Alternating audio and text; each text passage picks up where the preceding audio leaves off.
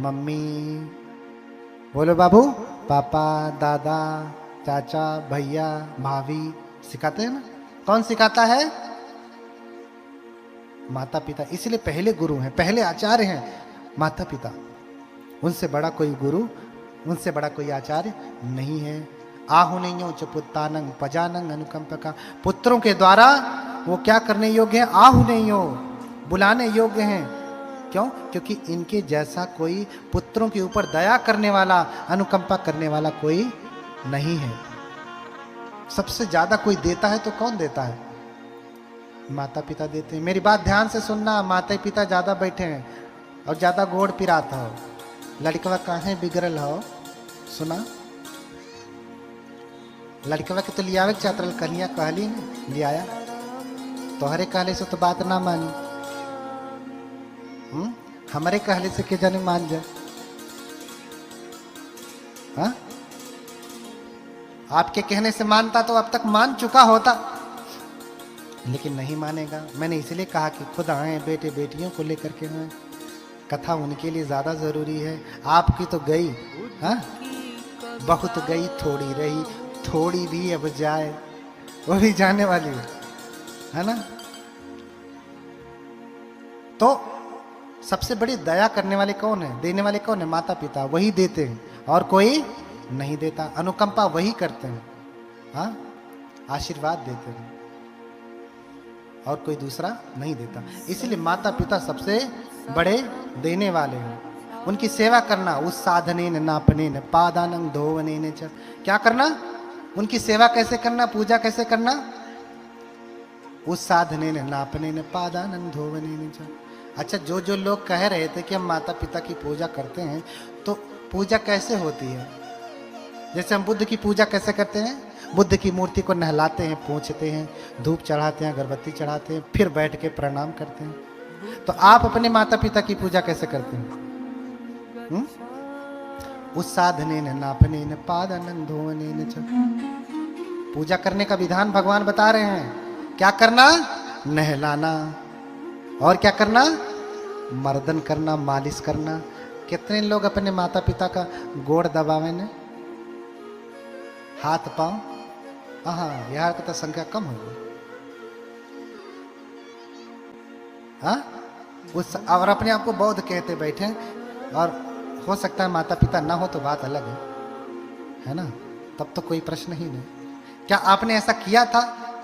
हो सकता ज्ञान नहीं रहा हो, क्योंकि हम जो कहते हैं वो बच्चे देख करते नहीं, जो हम करते हैं वही देख के सीखते हैं। अगर आज हम करेंगे तो कल वो वही पालन करेंगे। हाँ, कल वो वही पालन करेंगे। तो कितने लोग मालिश करते हैं, तेल लगाते हैं सर पे, माँ की कंघी को, माँ के बालों को कंघी करते हैं, करते हैं ना, साधु साधु। हाँ, उस साधने न नापने न पादानंग धोवने न च। मालिश करना, नहलाना, धुलाना। सबसे पहले चढ़ावा किसको चढ़ाना? भोजन का प्रसाद किसको? माता पिता को।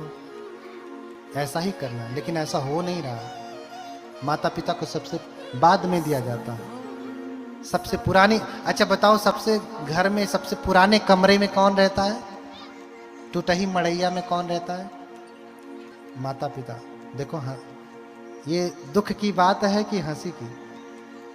हाँ, जिसने आपको जन्म दिया, पढ़ा लिखा करके इतना बड़ा बनाया, उसको आप कहाँ रखते हैं? झोपड़ी में। और जब आप पैदा हुए थे तो आपके लिए नया पालना खरीद के लाया, हाँ, नया खटोला खरीद के लाया, नई चादर खरीद के लाई, नया वस्त्र खरीद के लाया, सब कुछ नया नया दिया। लेकिन आप जब उनको देने लायक हुए तो क्या देते हैं? टूटी खाट और टूटी झोपड़ी। अच्छा, सबसे पुराना कपड़ा कौन पहनता है? माता पिता ना। दादा दादी होंगे तो वो पहनते होंगे। बताओ, ऐसे सपूत की जरूरत नहीं है। मूर्खस चिरायुर जातो अपि तस्मा जातो मृतो वरह मृतः च अल्पदुः खायन यह वज्जीव जड़ो दहे। ऐसे पुत्र पैदा होने से अच्छा है कि पैदा होता है रोना मत। ऐसा पुत्र जो मर जाए तो रोना मत, समझना कि हमारे लिए था ही नहीं, भगवान ने ठीक किया। और कहीं पैदा होने के बाद बाल पकड़ के खींच खींच के मारता तब। अच्छा है कि हमारे पास है ही नहीं, है ना। ऐसे पुत्र के पैदा होने से अच्छा है कि पैदा होते ही मर जाए। क्यों? क्योंकि मृतः च अल्प दुखायम, मर जाएगा तो ज्यादा दुख नहीं होगा, 1 महीने 2 महीने 1 साल तक दुख रहेगा, फिर खत्म हो जाएगा। लेकिन अगर दुष्ट लड़का है तो यावत जीवम जड़ो दहेज, सारा जीवन कष्ट देता रहेगा, नहीं देगा। जब जब देखती होंगी बेटुआ को तो करेजा फाट जाता होगा, नहीं कब सुधरी। हर दिन दुख होता है ना, पीड़ा होती है ना। इसलिए कहता हूं कि आप नहीं सुधार सकती। कल बताया कि कल कैसे बेटे बेटी की खेती करेंगे, वहां से गलती सुधारिए। दूसरा, बच्चा खुचा जो रह जाएगा तब हमारे पास लाइए। पहले आप खेती सही से करिए, फिर हमारे पास रहिए, फिर बच्चा खुचा हम सुधारेंगे।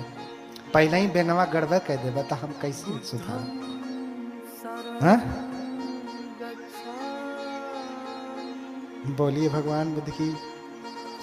तो नहलाना धुलाना मालिश करना, पहले प्रसाद चढ़ाना माता पिता को, पादानंद धोवनी ने चो, हाँ?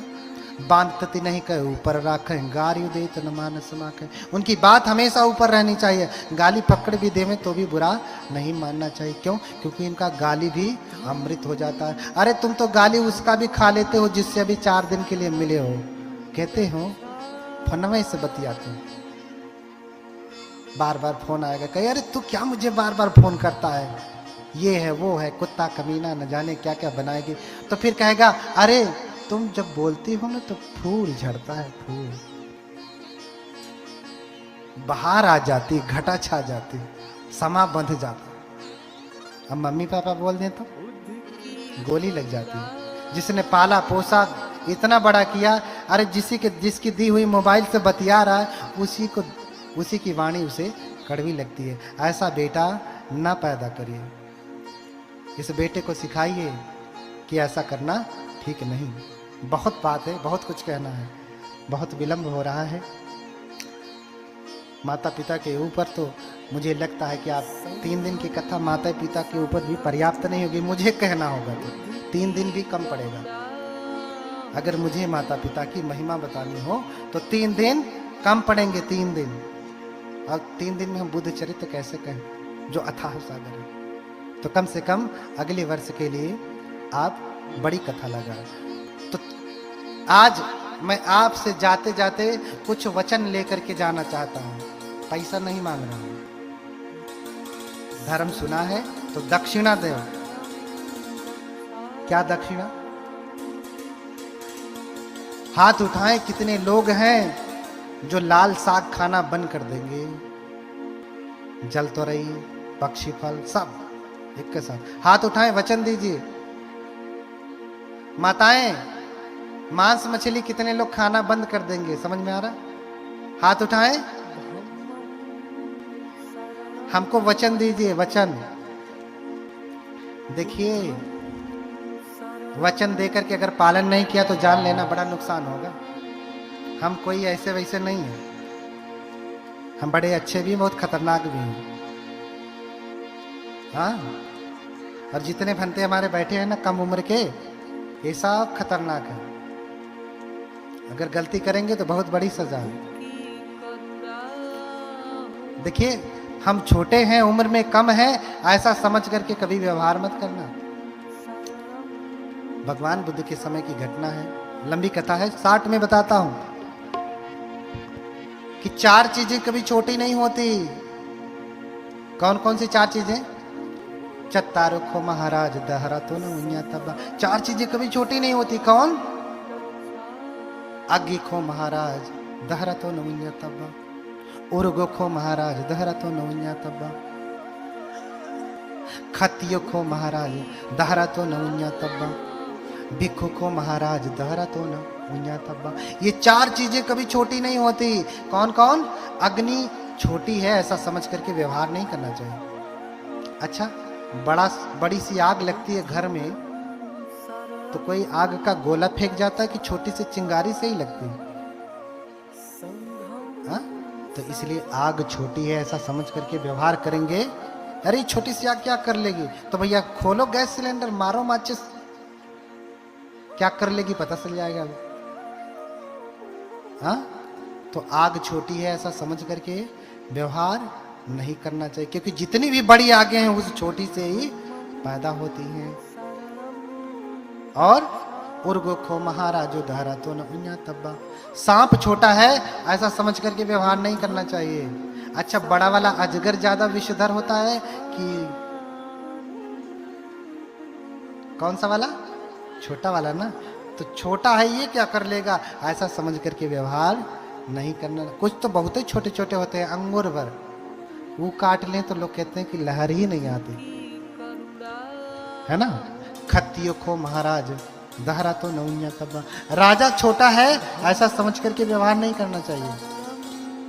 क्यों? क्योंकि कम उम्र का राजा है तो ज्यादा सोचने समझने की क्षमता नहीं होती। क्यों? क्योंकि जवान लोग कहाँ ज्यादा सोचते विचारते हैं। बूढ़ा होगा 50-60 साल का, कोई फैसला देना होगा तो सोचेगा, समझेगा, विचार करेगा। जवान होगा तो अच्छा इसने चोरी की, फांसी लगा दो, गला काट दो, यही कहेगा ना। बूढ़ा तो समझदार होगा, सोच समझ करके निर्णय देगा। इसलिए राजा छोटा है, राजा की कुर्सी पे बैठा है ऐसा छोटा समझ करके व्यवहार नहीं करना चाहिए, वो ज्यादा खतरनाक होता है। हाँ? और अंत में कहा भिक्षु को महाराज दहरा तो नौनिया तब्बा, भिक्षु यानी प्रवज्जित, भिक्षु को महाराज दहरा तो नौनिया तब्बा, भिक्षु छोटा है ऐसा समझ करके व्यवहार नहीं करना चाहिए। हम छोटे छोटे बैठे हैं ना, ये छोटे वाले बनते लोग दिखाई दे रहे हैं ना, के ना दिखाई देते हैं, दिखाई दे रहे हैं। ये छोटे छोटे बच्चे हैं ऐसा समझ करके व्यवहार नहीं करना चाहिए। हाँ? छोटा है ऐसा समझ करके व्यवहार नहीं करना चाहिए। क्यों? क्योंकि इनका ब्रह्मचर्य बल अधिक है। जवान भिक्षु का ब्रह्मचर्य बल अधिक है। बुढ़ापे में जो सन्यासी होता है वो तो पहले ही उसकी काम वासना सब कुछ पहले ही जीरो हो जाती है, तो क्या कुछ करेगा। लेकिन जवान है तो काम की वासना की अग्नि चलती है, उसके ऊपर धर्म का जल छिड़क करके भयंकर अग्नि को वो बुझाता है, उसका सामर्थ्य बड़ा। तो बताइए, जैसे कोई छोटी दूर में आग लग जाए उसको बुझा दे वो बड़ा, कि जो पूरे मऊ में आग लग जाए उसको बुझा दे वो बड़ा? कौन बड़ा? जो पूरे मऊ में आग लगे वही ना। इसी प्रकार से जो जवान भिक्षु होता है, कम उम्र का भिक्षु होता है, उसके भीतर वासना की विकारों की अग्नि जलती है, लेकिन वो धर्म का जल छिड़क करके उनके ऊपर नियंत्रण करता है। तो इसलिए परम पुरुषार्थी परम बलवान होता है। अगर नाराज हुआ ना तो अक्का दुई पीढ़ी ना न जाने कितना नक कटा, कन कटा, टेढ़ा मेढ़ा कुल पैदा हुआ।